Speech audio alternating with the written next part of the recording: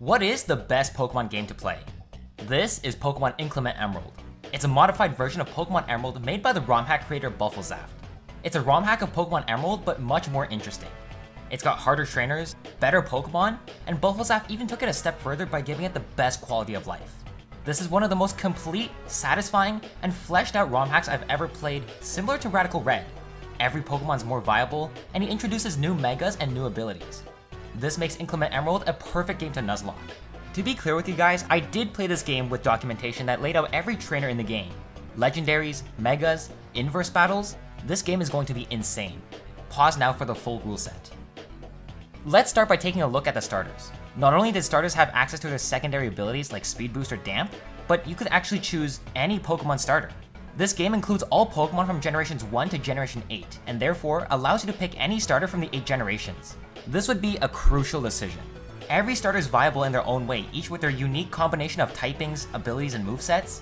After looking up every starter and checking their pros and cons, I ultimately decided that Litten would be my starter. In hindsight, all the starters are equally viable, so I could have chosen any of them and it wouldn't have made a difference. The first couple of encounters weren't anything too amazing, but I was able to get a Caterpie added to my team in Petalburg Woods. Just as an example, Butterfree is a completely reworked Pokemon, with an updated learn set, buffs, and a completely new Mega Evolution. Butterfree is a great early game encounter. By the time I reached Roxanne, there weren't many more good Pokemon, so the team going in had a lot to be desired. Roxanne uses a complex team of fossil Pokemon alongside other incredibly defensive Pokemon. However, her team does obviously share some very common weaknesses, so she never posed too much of a threat, but she did manage to sneak in a kill on Butterfree. From the new areas before Dewford, I fish up a couple encounters and pick up the Megastone that Mega Evolves Butterfree. Thanks, game. Really thoughtful of you to give me the Megastone after I lose Butterfree. Doesn't change much though because we don't have the Mega Bracelet yet. Inclement Emerald does introduce a couple new areas to the game, including this extension to Dewford Town that gives us 2 more additional encounters. After delivering the letter to Steven, he challenges us to a surprise battle that we easily brush off.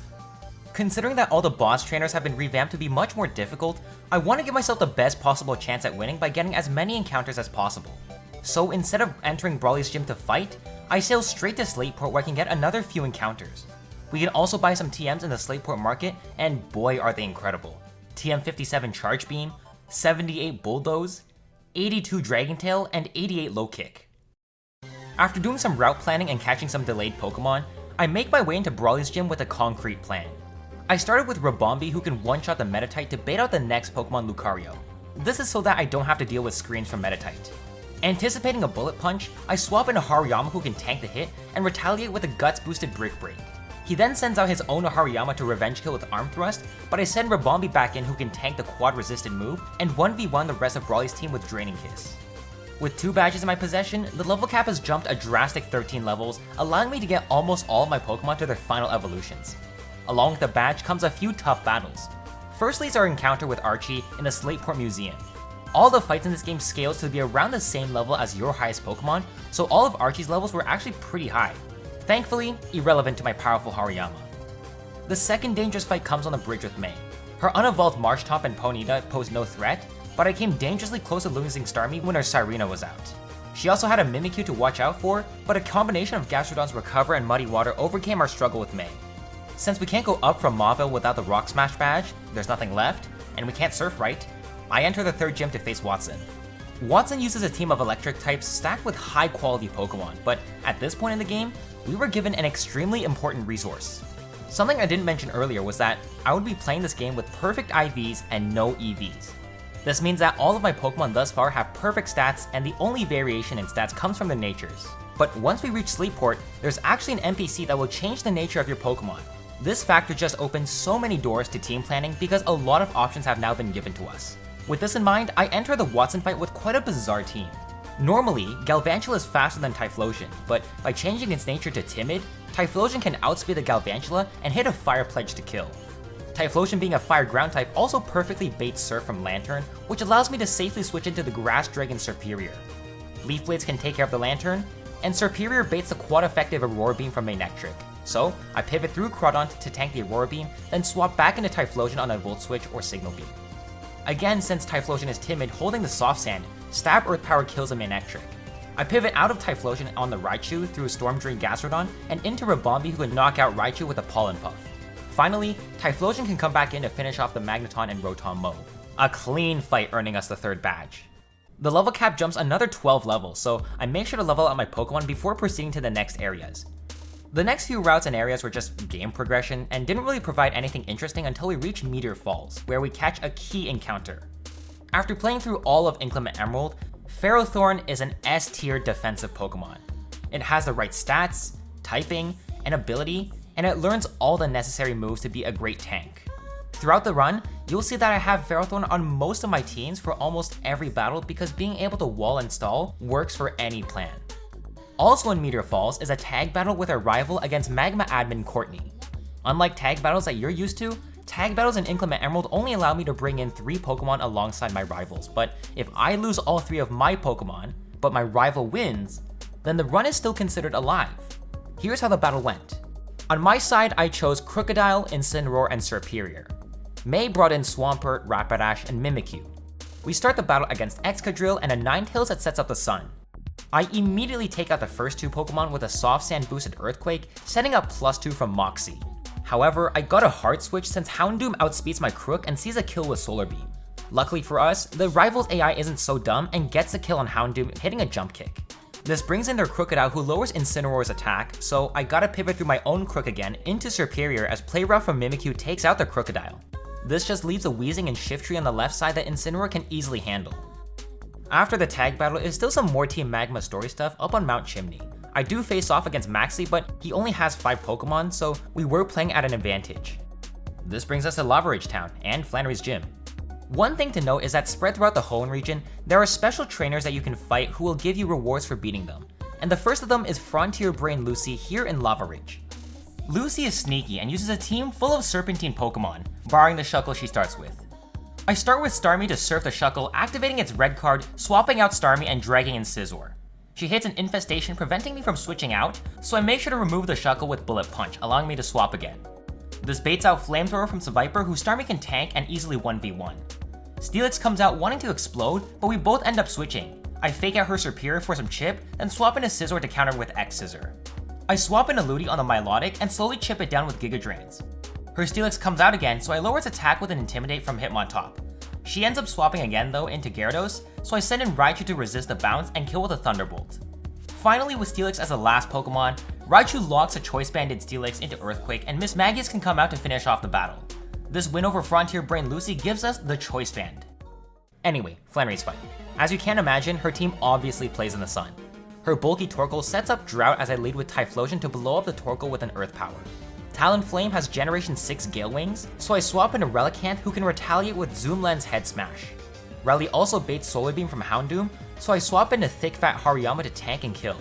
I could have used a better counter for Houndoom since a crit overheat puts us really low, but I wanted to bait out the Arcanine since I knew it had Play Rough.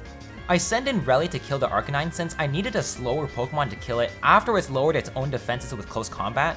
This also perfectly baits Giga Drain from Volcarona that Kommo-o can resist and set up on to sweep the rest of her team. Another clean gym fight. Norman was also a flawless sweep. I head smash to kill the Swellow and shuffled around my Pokemon, switching back and forth until I was in a situation where Kommo-o could set up Dragon Dances and sweep. You may have noticed that despite the difficulty I hyped this up for, I don't seem to be struggling much.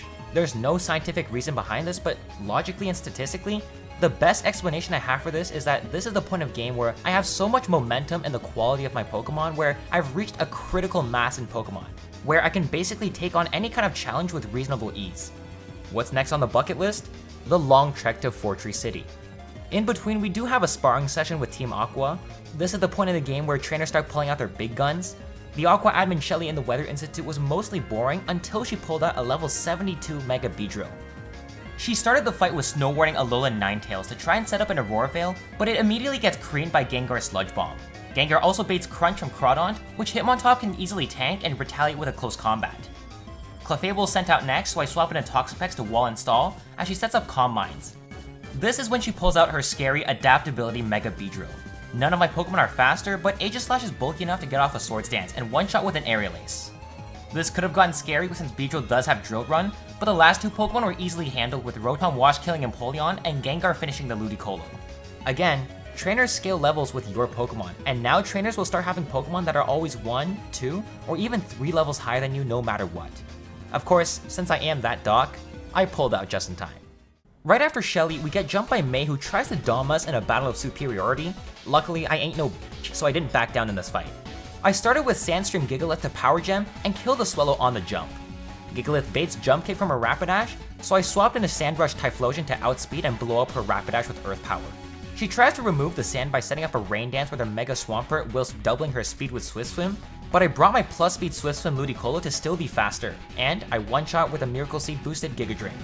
The Grass typing on Ludi baits Bug Buzz from Vikavolt, so I make sure to eat that up with Lycanroc and retaliate with a Rock type String. Sarina's baited out since Sarina has the additional Fighting type, so I swap into Gengar to Sludge Bomb knock it out. Finally is her Mimikyu. It looks scary with this guy's giving her a free Swords Dance to set up, but my Empoleon is decently bulky enough to finish the fight with Flash Cannon. Fuck out of here, May.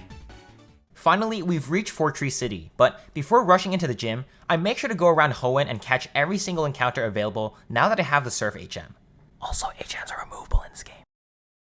Remember back at Lucy how I said that there were Frontier Brains scattered throughout Hoenn? Well, this old man turns out to be Frontier Brain Spencer. Unlike Lucy, I wasn't ready to fight Spencer because from behind, he just looks like an old man, so I was going into this fight unprepared. I thankfully led with Gigalith against his Crobat and set up a Stealth Rocks on his first turn of Fly. On the turn he struck me, I landed a Power Gem to knock him out. He immediately sends out his Powerhouse Suicune, which I easily walled and killed with Ludicolo. I can't do the same to Lapras though, because Freeze Dry will obliterate Ludicolo. I really don't have the best counter here, so I have to give myself the best chance. I knock off Lapras' Water Gem, sacrificing Ludicolo to the Freeze Dry. This safely brings in Empoleon, who can two-shot Lapras while dodging a Thunder in the sand. Arcanine comes out next, so I swap into Gengar to 1v1 with Sludge Bomb. Gengar can also 1v1 the next Slacking, so the last Pokemon to worry about is his dreaded Mega Venusaur. I put the Venusaur to sleep with Hypnosis and chip as much damage as I can. I decide that Gengar needs to die here because Giga Drain hitting any of my other Pokemon will heal too much health for a Venusaur. So I let Gengar go down, bringing in Typhlosion safely to burn up the Venusaur. Had I been more prepared, I most likely would have gone out of this fight deathless, but I wasn't too concerned about losing these Pokemon since I still have encounters to catch. In the end, I get a bunch more encounters that post-commentary me is not going to go over since I'm running this drunk at 4 AM. You see that death counter? It jumped from 2 to 9 because in that span of time, I was catching encounters and getting TMs and I lost 7 Pokemon. Don't ask me how, don't ask me why. On to the Winona fight. The gimmick with Winona is that she fights us in a double battle with some incredibly stacked flying type Pokemon, especially the Mega Altaria at the back. Pixelate boosted Stab Fairy type return with Dragon Dance setup is an incredibly hard moveset to defend against, not to mention the additional 3 levels. This is going to be a very complex fight, so pay very careful attention. Here we go. The battle starts Intimidate Hitmontop and Pharaoh against her Hawlucha and Gyarados. After cross-intimidating each other, I fake out the Hawlucha to prevent a close combat into Ferrothorn as I set up Stealth Rocks for chip damage. I swap Gyara in for Pharaoh for a second layer of Intimidate and protect Hitmontop since it's baiting flying type moves into itself. I then double swap Raichu for Hitmontop to resist the Brave Bird and Pharaoh back in for Gyara to resist the Stone Edge. Since Pharaoh now rebaits close combat back into itself, I re-swap Gyara back in the Pharaoh slot for a third Intimidate to mitigate the close combat damage, and Volt Switch the Hawlucha killing it, and switching Raichu out just before the Gyarados can land an Earthquake. Since Gyara now baits Rock Slide from the opposing arrow, I swap in Hitmontop to get a fresh Intimidate on the arrow. On the next turn, I double up Fake Out and Ice Beam into Aerodactyl to kill it, as she swaps Gyarados out for Dragonite since at -4 it does virtually no damage. This was actually the worst thing she could have possibly done now since both Emolga and Dragonite are both healthy and neither is intimidated. Again, Hitmontop baits flying type moves into itself, so I detect the right side and chip the D-Knight with an Ice Beam. Since I know Goodra is faster than D-Knight, I swap Hitmontop for Lycanroc who can resist the Hurricane from Emolga, and Ice Beam kills the D-Knight. This sends Gyarados back out, intimidating my Lycanroc, preventing Accelerock from killing Emolga, so I pivot into Pharaoh who can tank a Waterfall. I'm really scared of the Mega Altaria she's saving in the back, so I spend a couple turns shuffling around my Pokemon until I reach a position where I can swap out Goodra for Raichu, the same turn she swaps out Gyarados for Altaria. I swap in Gyarados to intimidate Altaria, then double swap Raichu and Gyara for Pharaoh and Goodra to tank an Earthquake. Gyro Ball barely doesn't kill Altaria as Goodra protects, baiting the Fairy type return. I swap Gyara in for Goodra for his second Intimidate as Pharaoh hangs on 1 HP from the Hurricane and kills the Altaria with a Gyro Ball.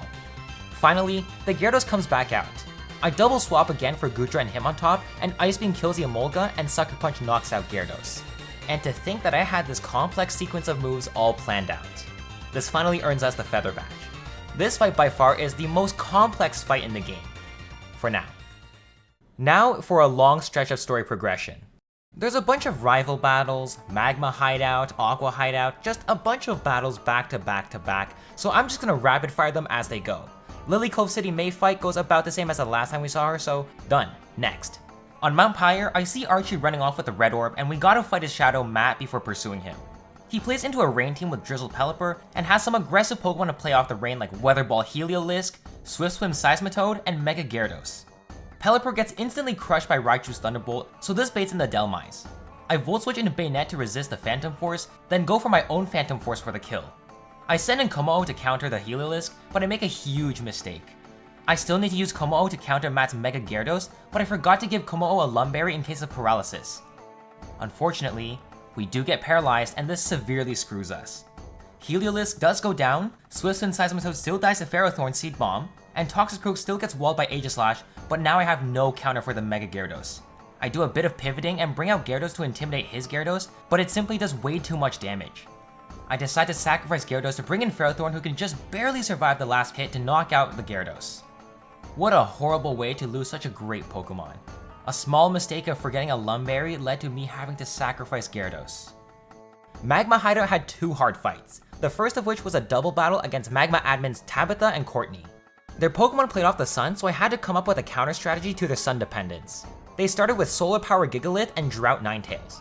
I brought in my slower Pelipper to set up the rain alongside the powerhouse of Starmie. I double surf, knocking out their lead Pokemons, baiting in Crocodile and Mega Steelix. From here, I actually have zero clue what's going to happen, so I scout the next moves with Double Protect. After confirming Thunderfang and Drill Peck, I double swap Kingdra for Pelly and Seaking for Starmie.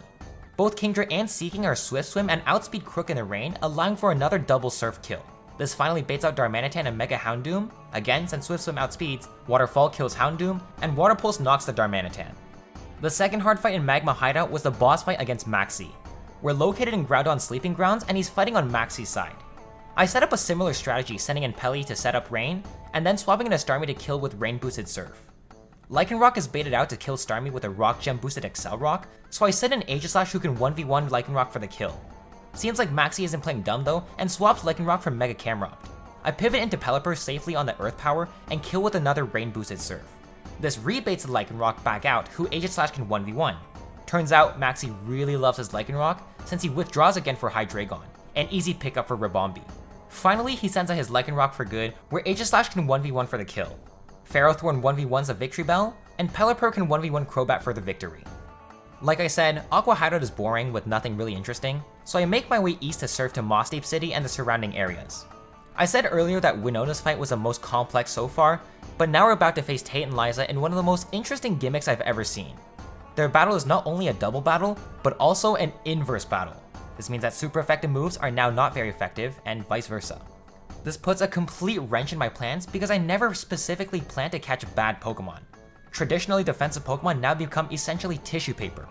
I spend several hours just brainstorming complex strategies involving Baton Pass, screens, Trick Room, Skill Swap, but in the final hour, I come up with a brilliant plan. I'm just gonna blow the fuck out of their team. Here's how it goes. I first fake out the Claydol to prevent it from sending a Trick Room. The entire plan depends on both Hitmontop and Kommo-o being faster than the rest of the team. Kommo-o sets up a Shell Smash as Mega Slowbro sets up a Calm Mind, so far so good. Now here's the turn that everything happens. Kommo-o needs to chip Slowbro with Aura Sphere, but not actually kill it this turn. This is because I need the Slowbro to be alive, since contrary Hitmontop using super effective superpowers cannot kill the Claydol. However, Claydol always moves last because it always wants to set up a Trick Room which has lowest priority. Also, Slowbro always sees Surf as super effective against Kommo-o. Remember, not very effective moves are now super effective, and the spread damage from Surf will kill the Claydol for us while giving Hitmontop +1 in attack and defense. From here, the sweep is inevitable. Without Trick Room, they can never outspeed us, and the combination of Shell Smash Kommo-o plus contrary superpower Hitmontop finishes the rest of her team. That's 7 badges down. After Tate and Liza is more story stuff that I'm not gonna bother you with. We do have a tag battle with Steven though. I bring in Pelipper, Barbaracle, and pre-poison Poison Heal Gudra, and Steven brings in Storm Drain Cradily, Aerodactyl, and Metagross.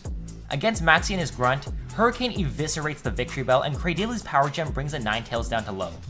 I protect for a turn to allow Credilli to power gen the Crobat, since Pelipper baits the kill from both Crobat and Ninetales. I swap into Barbaracle to tank a Brave Bird as Credilli gets the kill on Ninetales. Barbaracle now baits EQ from Crocodile, so I swap back into Pelipper and dodge a Hypnosis as Crocodile gets damaged by a Giga Drain. I swap into Poison Heal Goodra, and combined with Leftovers Protect, Goodra manages to stall both the Mega Houndoom and Mega Camerupt in the back. Unlike Maxi, Kyogre on Archie's team sets up the rain, which is not something I can play around since I don't want to set up Sand or Sun on my own Pokemon, so we'll have to play into this. I start by Seed Bombing the Kyogre to take it out and bait close combats from the Poliwrath. With its defense lowered and rain set up for us, Pelipper Lumberries to wake up from a Hypnosis and Hurricanes the Poliwrath. The only Electric-type Pokemon he has on this team is Electros, and this one has Swift Swim, not Levitate, so it gets demolished by Earthquake. His Mega Sharpedo comes out next, so I pivot through Whimsicott into my Mega Audino to retaliate with a Moonblast. Tentacruel comes out seeing a Poison Jab as a kill, so I pivot into Excadrill to bait Waterfall, then swap into Storm Drain Gastro to kill with Earth Power. Finally was a Goodra, who dies to a combination of Moonblast from Whimsicott and EQ from Exca. A pretty solid battle. As you can see, the big fights in this game are now pulling out their trump cards, pseudo-legendaries on top of megas on top of actual legendaries. We're in the endgame now. After solving this legendary world collapse crisis, we're on to the real goal of acquiring the 8th badge. Obviously, if you haven't noticed by now, Juan is obviously going to be playing in a rain team, and this fight is pretty interesting too. I start by just deleting Politoed out of existence and baiting the Swift Swim Swampert. Mantine is sent into Tank Liquidation and bait Ice Punch into Ferrothorn. This way, it takes enough recoil damage from Life Orb, Iron Barb, and the superpowered defense drop for the Seed Bomb from Pharaoh to take it out. Once Swampert goes down, Pharaoh continues baiting Focus Blast from Ludicolo, who I can safely swap into Liquid Ooze Tentacruel to 1v1. The main problem on Juan's team is a Swift Swim Mega Kingdra. Because it has 2 additional levels on us, there is nothing in my box that can naturally outspeed it without setup. Gyarados is useless in this gym, and Prankster Klefki is kinda weak, so my only option left was Kommo-o. I swap in Kommo-o on the Kabutops to set up 2 Shell Smashes, but what's interesting here is that I actually gave Kommo-o a negative speed nature. This way it wouldn't outspeed the Kabutops. Kommo-o needs to take 2 hits from the Kabutops anyway, but if Kommo-o had a neutral or plus speed nature, it would outspeed Kabu on the last Shell Smash, lowering our defenses before it hit us, and the damage we would take would be greater. Instead, I undersped Kommo-o so that it hit us before we Shell Smashed, so that our defenses were higher and the damage we took was mitigated. But once we got the 2 Shell Smashes down, Kommo-o could erase the Kabutops, Mega Kingdra, and Lapras to give us the final badge of the Hoenn region. I'm not going to keep you waiting because Victory Road was easy, but Wally was something. His leading Pokemon was a threatening Garchomp. It surprisingly didn't have a Yache Berry though, so a simple Ice Beam from Greninja gets the KO on Garchomp, activating our Battle Bond. Unfortunately, I have to swap out our Greninja because Azumarill is too strong and too bulky. I wall install the Azu with Toxapex and Recover, and swap into Gastrodon who can 1v1 the Magnezone. Roserade only has Poison and Grass moves and thus gets completely countered by Ferrothorn even after setting up Quiver Dances. This baits Flare Blitz from Talonflame, but since his health got cut in half by Pharaoh's Stealth Rocks, Lycanroc can come in and hit an Excel Rock for the kill. Finally is his Mega Gallade.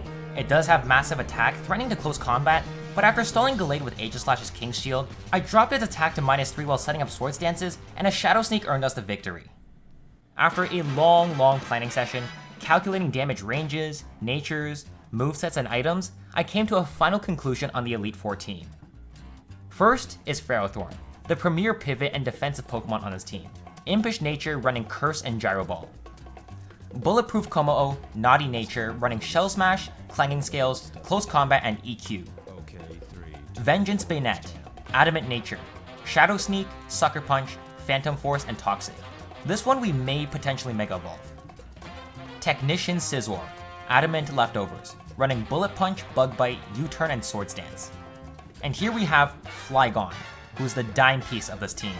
Flygon will be our main Mega, running both Quiver Dance and Dragon Dance. I'll be interchanging the physical Earthquake and Dragon Claw for the special moves of Dragon Pulse and Boom Burst, which will turn into a ground move when used by a Mega Flygon. And finally, to round off this team is Tentacruel, who will use Rain Dance exactly once and do nothing else. Let's do this. First is Sydney. Aqua Berry on Pharaoh reduces the Fire Punch damage as I set up a Stealth Rocks to break Sash on the later Cacturn. I swap in Tenta to take the Fire Punch, getting burned, and to set up a Reflect to reduce the physical damage. Now Kommo-o can come in, set up 2 Shell Smashes, and sweep the rest of his team. That's 1 Elite Four down, 3 to go. Second is Phoebe. I lead with Choice Scarf Bayonet to Phantom Force kill the Mismagius, Golurk, and Dusknoir.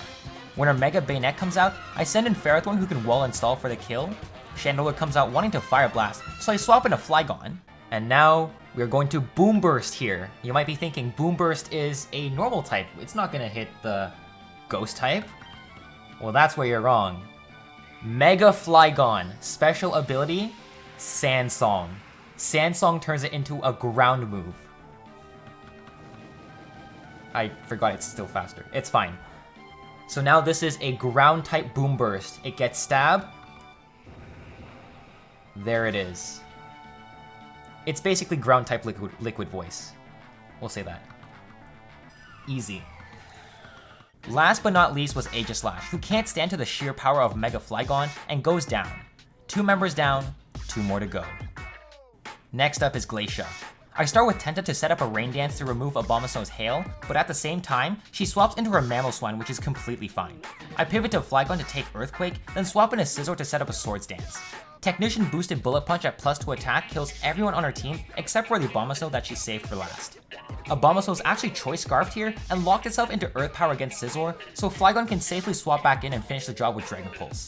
3 Elite Four members down, 1 last member to go. The last fight is with Drake, and here Flygon really shines as a powerhouse. All Flygon needs to do is Quiver Dance once, and Mega Flygon can Boom Burst Dragon Pulse its way to victory.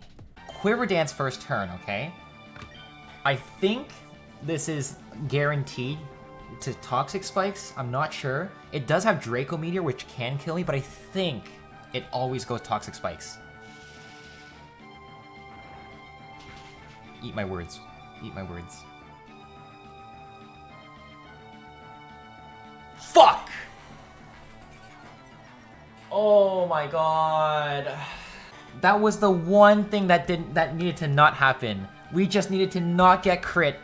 Fuck me, I don't have a counter for this now. Because I fucked up. Well, fuck. I actually calculated this in my prep, but there was only a 1 in 4 chance on all critical Draco Meteors to even kill. This is really, really bad because I have no plan anymore. Not just for Drake, but also for Wallace, since the plan was to use Flygon to sweep Wallace as well. This is a really bad position. I do a bit of shuffling around until I was able to get Como out with a Reflect setup. Since damage is reduced by half, I spend a turn to set up a Shell Smash with hopes of getting a potential revenge sweep. I hit the Shell Smash, Garchomp outrages,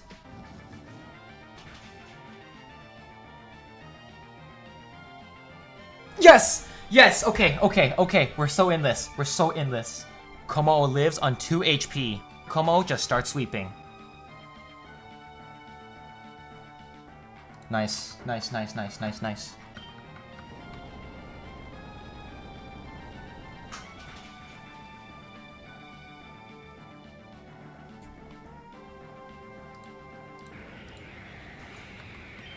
I think we win. There's no like sturdy, there's no sash, there's no priority moves. I think we win.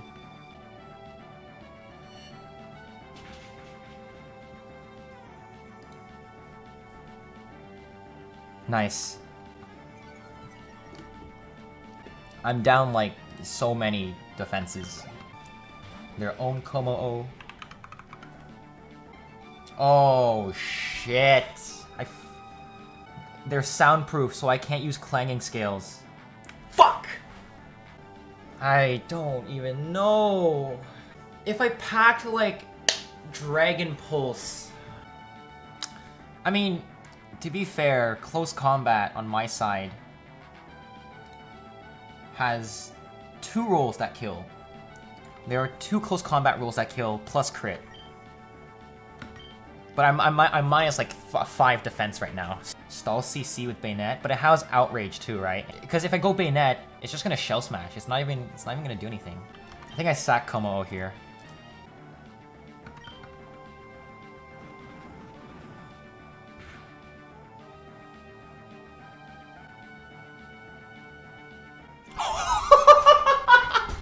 Oh my god, we actually hit that roll. Oh my god. Holy shit. Pulled through. Oh my god. Yo, I don't believe what I just saw. I don't believe what I just saw. Holy fuck. Como pulled through. Oh my god. Holy shit. Holy shit. There's still one fight left. And the plan was a Dragon Dance sweep with Flygon, but clearly that's not an option anymore.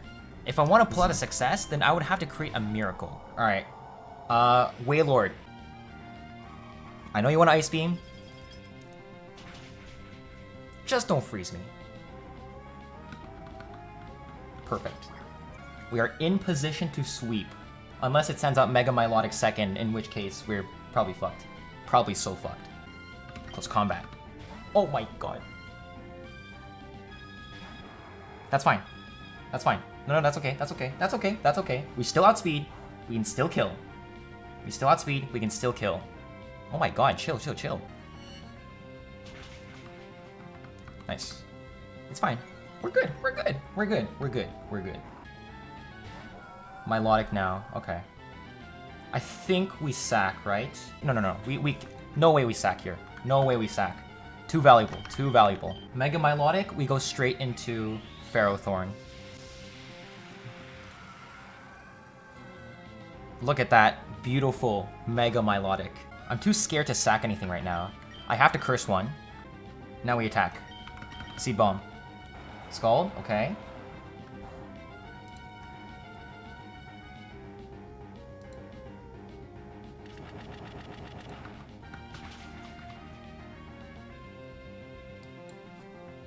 We go for the kill now.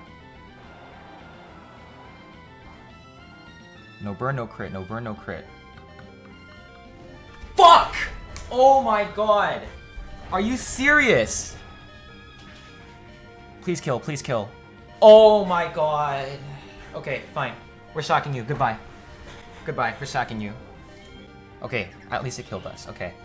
We'd prefer it killing us rather than using recover, so that's always the best case scenario. That's fine. We're 2 for 2. We're 2 for 2. And the Wailord's basically useless. What I'm really scared about is the Vikavolt in the back. Life Orb, Thunder, Bug Buzz, Hurricane, Energy Ball. Fuck, there it is. Okay. We Mega Evolve to give ourselves the Prankster ability.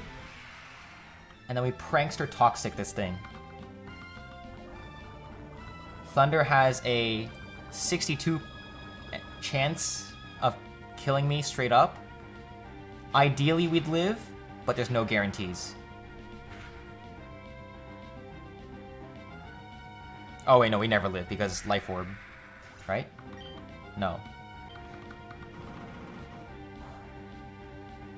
Any damage is good damage. Any damage is good damage. Here, there's like... Here we have a 45% chance of surviving. We actually do. Interesting. Interesting. Technically, we protect now for poison damage, but we got paralyzed too. Dude, I swear, this thing is getting every single secondary effect. Of course we don't get the fucking protect off. Doesn't matter though, it would have died anyway. Okay. We're in an interesting position. We're in a very interesting position. Very interesting position. I feel like we need to go Tentacruel. We reflect. I think we reflect. Allow Komao to set up. Because if we send out Komao straight up, it's gonna go Ludi with Ice Beam, and we can't take that. Okay, that's what I thought, Whiscash. This might substitute, though. This might substitute. It definitely sees a kill right now.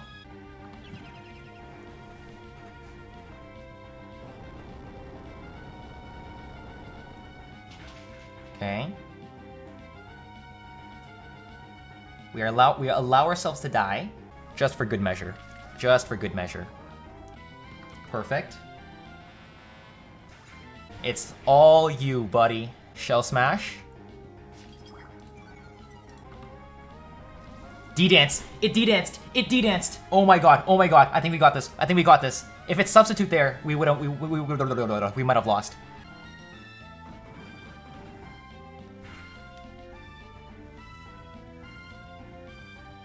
Close combat. Come on, come on, come on, come on, come on. Yes. Yes. Ludicolo. We are faster. We are faster. We are faster despite being Swift Swim because we're +2.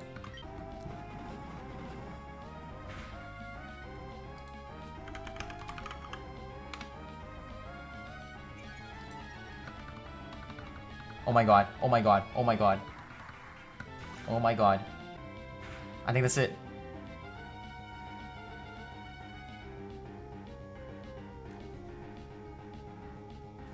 Yes. Woo! Oh my god. Holy shit, Komo-o, you pulled through! Komo-o is the GOAT.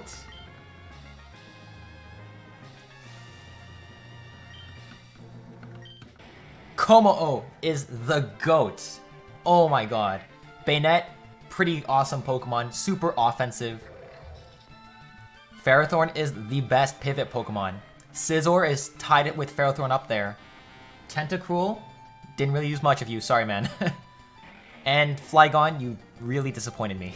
And we did it somehow. If you're still here, then please like and subscribe. I've got a really cool ROM lined up for the next video, so you don't want to miss that.